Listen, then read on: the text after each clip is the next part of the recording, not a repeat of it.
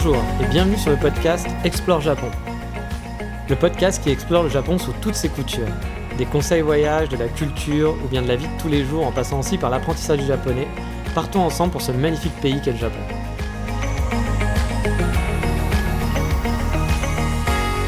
Bonjour à tous. Quand on planifie un voyage vers le Japon, on va tomber très rapidement sur la notion de JR Pass. Et sur les différents blogs sites, on peut lire très régulièrement « Si tu vas au Japon, prends un JR Pass, c'est obligatoire ». Alors c'est vrai que c'est très pratique, mais obligatoire, je suis pas sûr. On en parlera ça dans la fin de cette émission. Mais déjà, vous vous demandez peut-être, c'est quoi un JR Pass ? Alors en fait, c'est un titre de transport qui permet de circuler gratuitement avec quasiment la totalité des lignes JR. JR étant une compagnie de train la plus grande du Japon. Au Japon, il y a plein de compagnies privées et de lignes privées, mais avec JR, vous pouvez quasiment aller partout. En tout cas, dans les lieux les plus touristiques, vous trouverez 90% du temps une ligne JR qui y va. Et donc, la compagnie JR va proposer plusieurs types de passes, le plus connu étant le national, le JR Pass, celui dont je vous parle aujourd'hui. Mais il existe aussi des passes par région qui sont limitées du coup à une région, mais souvent qui vont être moins chères que le national qui vous permettra de voyager partout. Alors attention, quand je dis gratuit, bien entendu, il faut l'acheter avant de partir. C'est ensuite, quand vous serez sur place, que vous n'aurez plus à payer pour prendre les transports. Il y a 3 durées disponibles qui existent. Ça va être 1 semaine, 2 semaines et 3 semaines qui varient. Donc le prix va varier. Alors de mémoire, car j'ai plus les prix en tête, et vu que le taux du yen, le taux de change de yen change, donc je vous invite à regarder, à faire vos calculs. Mais en gros, celui d'1 semaine doit être dans les 200 et quelques euros, et celui de 3 semaines doit tourner à 430 euros dans ces eaux-là. Alors ça peut paraître cher de dire 430 euros, mais finalement quand vous pouvez prendre tous les transports pour 430 euros, ça peut être rentable au final. Moi quand j'habitais Kyoto par exemple, un Kyoto-Osaka pouvait parfois me coûter 200 euros. Donc vous vous rendez compte que c'est quand même assez cher le TGV au Japon, ce qu'on appelle le Shinkansen, donc les TGV japonais. Alors chose à savoir et pratique, vous pouvez cumuler les passes, c'est-à-dire en prendre un de 3 semaines par exemple, plus un autre de 2 semaines si vous restez 1 ou 2 mois au Japon. Mais par contre, attention, il faut l'acheter avant de partir au Japon. Avant, c'était obligatoire, on ne pouvait pas l'acheter sur place. Maintenant, il me semble qu'il y a certains endroits où on peut encore le faire sur place, mais honnêtement, je vous conseillerais de le faire avant pour ne pas vous rajouter de devoir aller à tel endroit pour pouvoir faire son pass. Ce sera beaucoup plus pratique de le faire sur Internet, en amont. Voilà, il y aura moins d'embrouilles. Une autre petite chose qu'il faut savoir, c'est que on doit le réserver au maximum 3 mois avant l'activation de celui-ci. Donc par exemple, si vous pensez activer votre pass le 1er juin, vous ne pouvez pas l'acheter le 1er janvier. Il faudra attendre quelques mois pour pouvoir le commander. Donc faites vos petits calculs avant de savoir quand vous partez, quand vous allez activer votre pass et à partir de quand vous pouvez l'acheter tout simplement.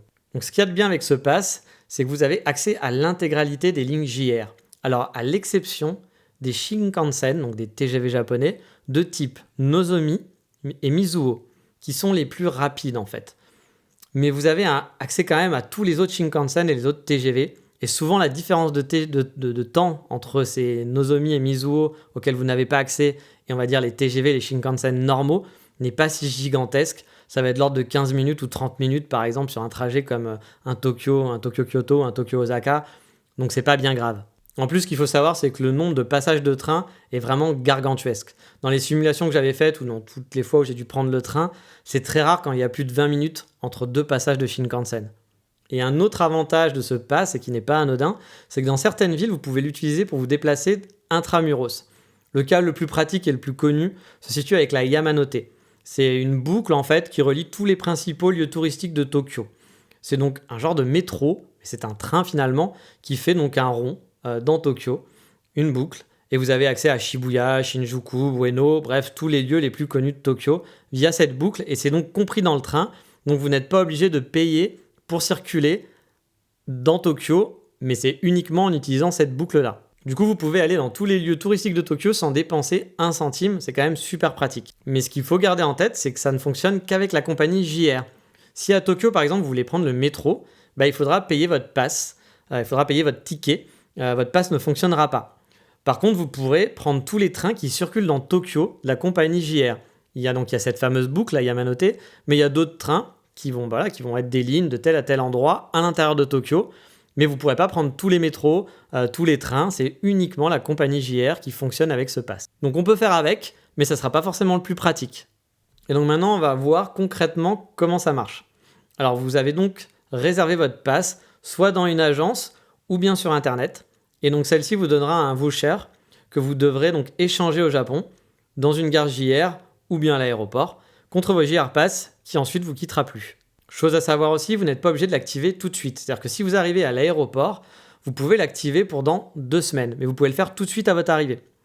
Donc par exemple, si vous comptez rester sur Tokyo pendant 2 semaines, et vous vous dites, bah non, moi je veux pas utiliser mon JR Pass à ce moment-là, je préfère utiliser le métro, et ça sera plus rentable si je l'utilise ensuite, bah du coup, vous pouvez en fait, dès votre arrivée, aller au comptoir JR, et il suffit juste de signifier vos dates de début d'activation à la personne qui vous fera votre JR Pass. Donc le jour même de votre arrivée à l'aéroport, vous dites juste, bah voilà, j'aimerais que mon JR Pass s'active le mardi prochain ou mercredi prochain, et il n'y aura pas de souci. Mais là aussi, il y a encore une petite chose à savoir, c'est que le pass ne fonctionne pas sous forme de 24 heures. C'est-à-dire qu'en gros, si vous l'activez un samedi à 13h, il ne sera pas actif jusqu'au samedi suivant à 13h. En fait, que vous l'activiez à 1h du matin ou à 23h, le jour du samedi sera compté comme une journée complète. Donc faites attention, parce que parfois ça vaut le coup de l'activer que le lendemain matin. Imaginez, vous sortez de votre avion à 23h, vous voulez activer votre pass tout de suite. Bah finalement, vous aurez perdu un peu une journée. Vous pourrez utiliser votre pass que pendant... Enfin, il y a une journée qui sera utilisée juste pour 1 heure. Donc c'est un peu dommage, autant dire, je paye mon trajet, le trajet que j'ai à payer, voilà, le trajet du jour pour aller à mon hôtel, et j'active mon pass que pour le lendemain. Comme ça, j'ai gagné une journée complète. Alors ensuite, dans les trains, comment ça marche ? En fait, vous allez voir, c'est très simple. Pour prendre un train JR, vous pouvez prendre un train JR sans le réserver, même sans prendre un billet. Il suffit juste de passer au portique non automatique, là où il va y avoir un monsieur au guichet, et lui montrer votre passe. Et dans le train, vous aurez juste à montrer votre passe au contrôleur. Alors par contre, il faut bien faire attention et prendre les wagons qui sont sans réservation, parce qu'il y a des wagons avec des places réservées et d'autres qui ne sont pas réservées. Donc si vous n'avez pas pris de ticket, que vous êtes allé un peu à l'arrache, vous avez juste montré votre passe, il faut aller dans un wagon où il n'y a pas de place réservée. Mais vous pouvez aussi acheter un ticket. Alors quand je dis acheter, ça ne va pas être de l'argent. Vous allez en gros aller au guichet, demander un ticket pour tel trajet. Et du coup, on ne va pas vous le faire payer. Vous allez montrer votre passe. Et dans ce cas-là, vous aurez une place réservée. Donc là, vous pourrez aller avec votre JR Pass, aller sur une place réservée dans un wagon où les places sont réservées. Donc vous êtes sûr d'avoir une place et voilà, vous ne serez pas debout ou quoi que ce soit. Alors honnêtement, la plupart du temps, il n'y a vraiment pas besoin de réserver son train. Sauf vraiment pendant certaines périodes, comme la Golden Week, qui est une grosse période de vacances pour tous les Japonais, fin avril, début mai. Et là, ça peut devenir un peu compliqué d'avoir des places parfois. Ou pendant des périodes de pont ou de certaines fêtes nationales, où là, il vaut peut-être mieux réserver son billet à l'avance. Techniquement, vous pouvez vraiment rentrer dans n'importe quel train JR, juste en montrant votre passe, sans ayant préparé, sans ayant réservé. Donc c'est vrai que c'est plutôt chouette, parce que parfois, on se dit, tiens, j'irai bien là-bas, hop, je monte mon pass, j'ai pas besoin d'aller prendre un billet, ou d'acheter un billet, ou de réserver quelque chose. Mais cependant, pour plus de sûreté, ou si vous avez des impératifs au niveau des horaires, vous pouvez passer au guichet et réserver votre billet sans frais supplémentaires, c'est ce que je vous expliquais. Là, vous êtes sûr d'avoir une place et vous aurez donc aucun centime à débourser. Et en plus, ce qui serait cool, c'est si vous faites ça, vous êtes sympathique envers les Japonais en quelque sorte, parce que les Japonais vont payer donc très cher leur trajet en Shinkansen, et donc la plupart du temps, ils vont pas forcément prendre une place réservée, parce que ça leur coûtera moins cher de prendre une place donc non assurée, non réservée, ça coûte moins cher. Et du coup, vu que ça vous coûte rien de réserver une place, il y aura moins de monde dans ce wagon, vous laissez une place de libre dans le wagon non réservé pour les Japonais qui pourra s'asseoir. Du coup, c'est plus sympathique envers les Japonais, je trouve, de réserver sa place, ça ne nécessite pas grand-chose. Si vous faites des grands trajets, quand vous allez à Kyoto, vous faites un Tokyo-Kyoto, vous faites un Osaka-Hiroshima, je pense que c'est plus chouette de réserver son billet. Comme ça, c'est sympa pour les Japonais qui, lui, pourra aller dans le wagon non réservé et il aura une place assise. Ça fera une place de libre ou 2 places de libre si vous voyagez à 2. Vous n'allez pas encombrer avec vos valises, etc., etc. Alors, il y a aussi une autre classe qui existe, qui est la classe Green, qui est en gros l'équivalent, je pense, d'une première classe en France. Un peu plus luxueux, je pense quand même, parce que les premières classes en France, la différence avec les secondes classes, on ne la voit pas vraiment. Donc, le pass, en fait, c'est quelques euros en plus, mais qui est quand même non négligeable. Et donc, vous avez accès à ces wagons Green. Donc du coup, avec un JR Pass normal, vous ne pouvez pas aller dans ces wagons, qui sont donc plus spacieux a priori. Mais bon, les trains japonais sont souvent quand même assez classieux et assez spacieux pour les jambes. Ça n'a rien à voir avec les trains français ou les TGV français. Et bon, a priori, je pense que c'est généralement moins bondé aussi parce que ça coûte plus cher. Mais bon, pour cela, il faut prendre un JR Pass Green spécifique auprès de votre agence. Honnêtement, je ne sais pas si ça vaut le coup. Si vous avez les moyens, voilà, vous avez beaucoup d'argent, pourquoi pas. Mais moi, j'ai jamais pris ces passes et voilà, j'ai pas eu de problème en train, il y a de la place, voilà, tout va bien, quoi. Après, l'autre question qu'on se pose du coup avec ce fameux pass, c'est est-ce qu'on peut aller partout du coup avec ce train? Alors ma réponse, ça va être oui et non au final. Parce que le réseau GR est vraiment immense. Il y a souvent plusieurs gares dans les villes et suivant plusieurs compagnies. Et les gares JR sont vraiment bien implémentées. Elles sont implémentées un peu partout. Et je vais répondre aussi non, car il y a certaines villes qui n'ont pas de gare JR, ou alors le trajet est beaucoup plus chaotique pour y aller, ça va vous demander plein de changements, alors qu'en fait il y a un train direct avec une autre compagnie qui peut vous amener d'un point A à un point B. Mais bon, dans l'ensemble, vous arriverez quasiment toujours à vous déplacer avec. En tout cas, dans les lieux touristiques, vous n'aurez pas de soucis. Et donc dans le pass, ça comprend donc les lignes de train Shinkansen et TGV, donc hors ceux que je vous ai déjà cités. Mais il y a aussi certaines lignes intramuros dans les grandes lignes, comme la Yamanote de Tokyo, ou à Osaka, il y a aussi une ligne JR très pratique qui permet de se déplacer à l'intérieur d'Osaka. Et parfois, il y a même des réseaux de bus et des ferries qui fonctionnent aussi via JR. Par exemple, un des plus connus en tant que touriste, c'est quand on est à Hiroshima et qu'on veut aller à l'île de Miyajima, il y a un des bateaux qui fait partie de la compagnie JR. Donc si vous avez votre pass, il fonctionne. Vous pouvez donc l'utiliser et donc aller à Miyajima sans débourser le moindre argent, tout simplement. Alors du coup, vous êtes peut-être un petit peu en train de paniquer et vous dire mais comment je vais m'y retrouver pour savoir voilà, si c'est bien un train JR, c'est pas un train JR. Bon, déjà, il faut savoir que dans les gares, ça va être indiqué. Il y a toujours le petit logo JR devant la ligne ou devant la gare. Parfois, les gares, en fait, il n'y a qu'une gare, mais il va y avoir plusieurs compagnies à l'intérieur de la gare. Mais vous indiquez pas, ça sera toujours super bien indiqué. Et aussi, il y a un outil qui est très très simple et facile à utiliser. C'est Hyperdia. Je vais en parler dans un prochain podcast qui va arriver très prochainement, d'ici une semaine environ. Et en fait, via Hyperdia, vous pourrez planifier vos trajets en disant voilà, je ne veux que des transports qui sont compatibles JR Pass. Et du coup, ça vous permettra de savoir si vous pouvez aller à tel endroit via votre page JR ou s'il faudra payer par une compagnie privée. C'est vraiment un outil qui est très pratique, mais on en parlera dans un prochain épisode. Avec cet outil, vous n'aurez pas de soucis, vous prendrez forcément un train JR, vous arriverez à trouver le train qui correspond à votre passe et vous n'aurez pas d'embrouille de vous dire non, en fait, j'ai pas pris le bon train, etc. Enfin, la bonne compagnie en tout cas. Mais revenons un peu au JR Pass et pour savoir si, comme je vous le disais au tout début, est-ce que c'est vraiment indispensable comme tous les sites souvent le disent, genre le JR Pass c'est obligatoire quand on va au Japon parce qu'on fait des économies de folie. Alors oui, c'est vrai, ne le cachons pas, dans beaucoup de cas, il peut être vraiment très rentable de le prendre. Dès que vous allez commencer à faire des trajets entre des grandes villes, le JR Pass peut être rentabilisé super facilement. Si vous faites par exemple un Tokyo-Kyoto en un aller-retour, il est, je crois, quasiment rentabilisé. Enfin, ça dépend bien sûr de celui que vous avez pris. Si vous avez pris le 3 semaines, il sera peut-être pas rentabilisé, mais si vous avez pris le 1 semaine ou 2 semaines, il sera rentabilisé juste avec l'aller-retour de TGV. Mais pour autant, je pense qu'il ne faut pas se jeter dessus aveuglement et je vais vous expliquer pourquoi.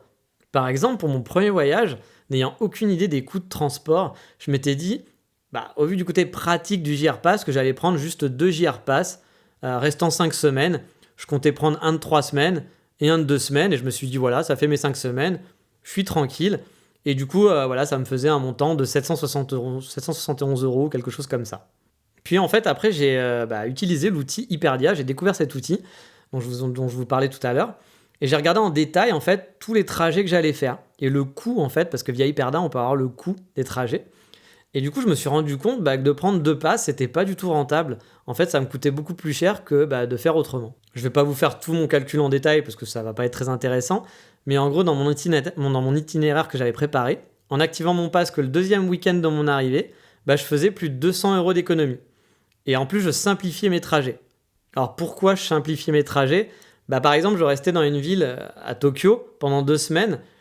Et du coup, ça me faisait moins cher d'utiliser une carte Suica, de payer du métro, que du coup d'utiliser mon JR Pass juste pour rester sur Tokyo, sachant que j'allais pouvoir utiliser que les lignes JR, alors que si je paye à l'unité avec ma carte, ma carte de transport classique, je pouvais prendre n'importe quel métro. C'était beaucoup plus pratique, parce que parfois, pour aller d'un point A à un point B, si vous utilisez une ligne JR, ça va vous prendre, je dis n'importe quoi, 40 minutes, alors que si vous prenez un métro traditionnel, vous allez y être en 15 minutes, tout simplement.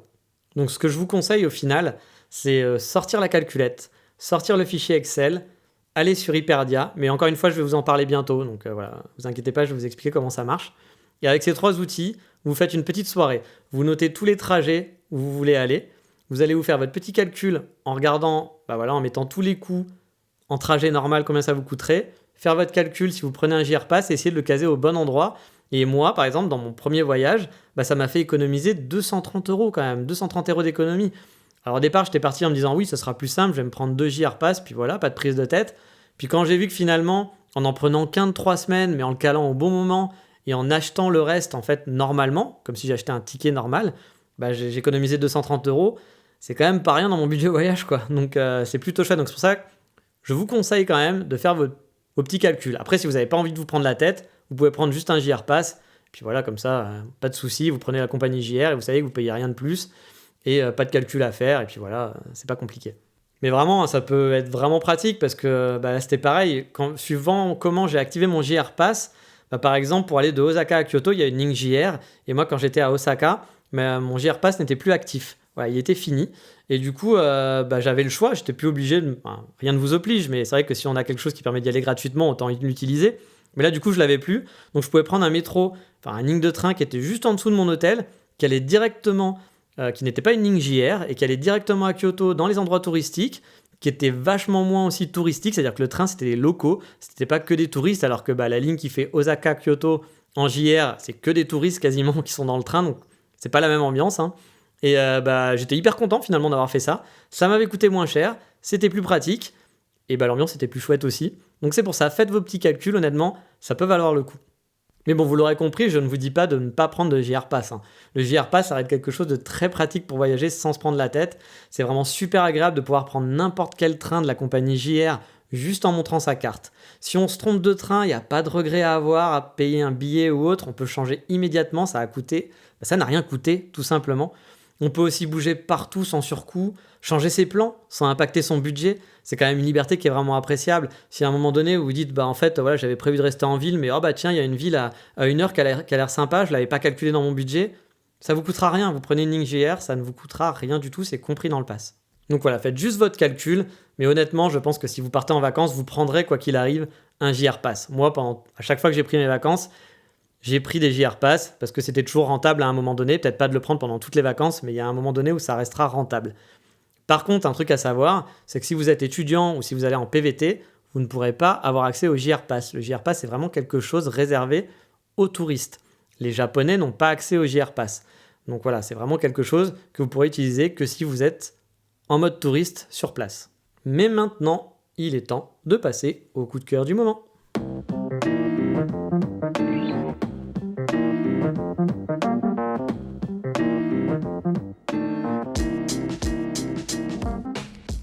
Et aujourd'hui, je vais vous parler du site tokyovisit.com. Je vous ai déjà parlé en fait de la personne qui gère ce site. En fait, c'est le feu Objectif Japon, donc Mathieu, qui a changé de nom et qui s'appelle maintenant Tokyo Visit. Alors, je vous avais invité à regarder son compte Instagram, mais aujourd'hui, je voudrais vous parler de son site simplement parce qu'il m'a demandé de lui faire son site web pour ses activités de guide et c'est moi qui m'en suis occupé. Alors en gros, oui, c'est un peu un coup de cœur pour moi-même. J'ai fait son site web et si vous cherchez un guide sympathique à Tokyo, je vous le recommande chaudement. J'ai honnêtement pas fait des visites avec lui, donc je peux pas vous dire si c'est un bon guide ou pas, mais a priori, de ce que j'ai pu voir, il a quand même des très bons retours et des avis de gens qui ont fait des visites avec lui. Mais bon, je vais pas vous mentir, hein, j'ai pas fait l'expérience. Autant les Japon Safari, je les ai pratiqués, je peux vous dire que c'est super chouette. Là, autant, je vais pas vous mentir, je vais pas vous dire que c'était la meilleure expérience de ma vie. Je ne l'ai pas fait. Mais bon, pour avoir discuté pas mal avec lui et donc travaillé sur son site, on a beaucoup échangé. C'est vraiment une personne super sympathique et qui est passionnée par le Japon, ça se voit. Et je pense que ça doit être un bon guide au vu de ce que j'ai pu voir. Il a l'air d'être vraiment chouette et de vraiment aimer sa ville, d'aimer Tokyo et de vous faire visiter, comme les Japon Safari, de visiter le Japon autrement, de ne pas avoir un guide touristique à l'ancienne, de visiter avec un ami. Je pense que ça peut être chouette. Donc n'hésitez pas à jeter un œil sur le site si vous êtes intéressé par ces activités ou si vous voulez juste voir mes activités à moi parce que je fais des sites à côté, donc voilà. Et comme vous vous doutez, c'est pas sponsorisé, hein, il m'a pas payé pour ça, il m'a payé pour faire un site internet, mais pas pour que j'en parle derrière, sinon je lui aurais demandé plus cher, forcément. Et puis je vous l'aurais dit encore une fois, hein, je le répète, hein, mais toutes les choses dont je parle ne sont pas sponsorisées. Et si un jour c'était le cas, si un jour il y avait quelqu'un qui me payait, je dis pas que je cracherais dessus parce que ça fait toujours un petit peu d'argent, c'est toujours cool, un travail mérite salaire. Mais voilà, je le dirai et je serai honnête parce que je déteste le public rédactionnel et les gens qui ne disent pas quand ils sont sponsorisés, qui vous parlent de quelque chose en disant que c'est super alors qu'ils ne l'ont pas essayé ou même qu'ils l'ont essayé mais voilà, que c'était payé. J'ai rien contre ça, mais je pense qu'il faut être honnête dans ces cas-là. Mais là, j'en parle juste parce que je suis content de moi. C'est un site qui est en rapport avec le Japon. Donc, ça m'a fait plaisir de faire ce site. Et encore une fois, c'est un mec qui est vraiment sympathique. Et je vous invite vraiment à aller voir ses photos, même si vous ne voulez pas utiliser vous ne voulez pas avoir de guide à Tokyo. Suivez-le sur Instagram parce que son compte Instagram est vraiment chouette. Il fait vraiment de magnifiques photos. Vous pourrez voir sur son site, du coup, il a mis des photos qu'il fait en avant. Et c'était pour moi super chouette parce que du coup, j'avais un vrai contenu intéressant à mettre en avant. J'avais pas besoin d'aller chercher des photos sur une banque d'images ou autre. Il avait des photos vraiment cool, donc ça m'a aidé pour faire un site joli. Et puis vous verrez, j'espère qu'il vous plaira. Donc voilà, son site c'est tokyovisit.com si vous cherchez un guide. Ou alors vous allez voir donc sur Instagram Tokyo Visit. Il poste plein de photos juste pour le suivre. Je pense que vous en aurez plein les yeux, vous serez déjà content.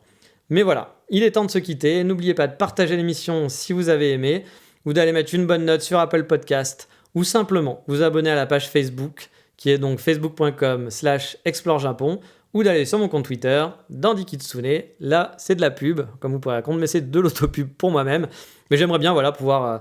parce qu'en fait, ce que je n'aime pas trop dans les podcasts, c'est qu'il n'y a pas de plateforme où on peut échanger, comme YouTube. YouTube, on peut faire des commentaires, on peut répondre aux commentaires, et moi j'aime bien l'échange.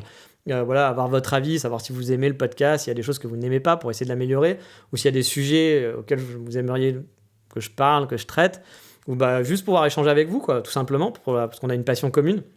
Et c'est vrai que il n'y a pas de plateforme sur les podcasts qui permettent de faire ça.